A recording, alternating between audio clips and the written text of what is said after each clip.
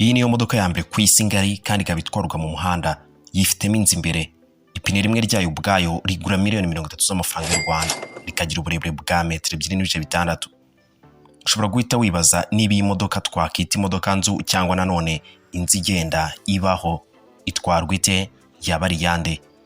Hamwe na supercar Blondie tugiye gutembera iyi modoka ya mbere ku isi iteye ukwayo, itangaje. Mu kuyireba inyuma ubona ari ngari rwose bidasanzwe. Iyi ni imodoka yitwa Hummer Triple X. Kuva imbere ugera inyuma harimo uburebure bwa metero 20, ikaba ifite ubutambike bwa metero 12 n'uburebure bwo kuva hasi ugera hejuru bwa metero 10. Iri pine ryayo ureba ariko ntugire ngo arahandi hantu ushobora kurisanga uretse mu kigo cya gisirikare, cyane ko rinahenze kandi rikaba riteye ukwaryo.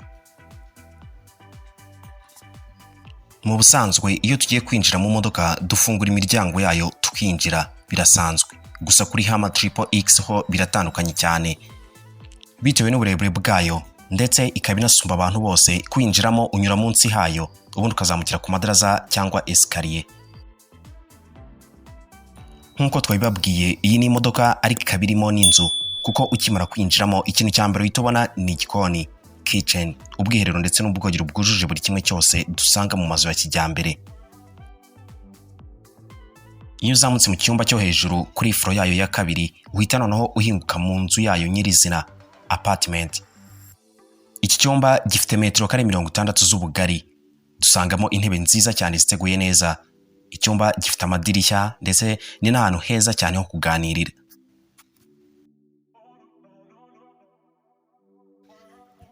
Kubigendanye no gutwara iyi modoka, uyitwara cyangwa umuyobozi wayo yicara inyuma aho abarebera hagana mu byuma by'ikoranabuhanga, screen cyangwa ecran. Iyi ni imodoka ifite moteri enye, aho buri pine ryayo ryose riba rigenewe moteri yaryo. Ikaba igendera ku muvuduko w'ibirometero 32 ku isaha. Iyi modoka ya Hummer Triple X yubatswe n'abainjeneri 7. Byatwaye umwaka n'igice ngo yuzure, aho yuzuriye mu igaraje rya nyirayo. Iyi modoka ifite agaciro ka miliyari zirenga 20 uyashyize mu mafaranga y'u Rwanda. Nyiri iyi modoka ariko nawe ntasanzwe, Sheikh Hamad, umwe mu bayobora ubwami bwa Qatar. Sheikh Hamad amazina yose ni Sheikh Hamad bin Abdullah bin Jassim bin Mohammed Al Thani. Hamad ku myaka ya 72 afite imodoka zirenga 3000. Hamad yigeze no kwitwa Rainbow Sheikh kubera ko yigeze kugura imodoka zo mu bwoko bwa Mercedes S-Class yaguze buri imwe kugeza hetuye amabara yose y'umukororombye. Afite kandi n'izindi nzu zidasanzwe ziri mu mujyi wa Abu Dhabi, harimo n'inzu ndangamurage museum.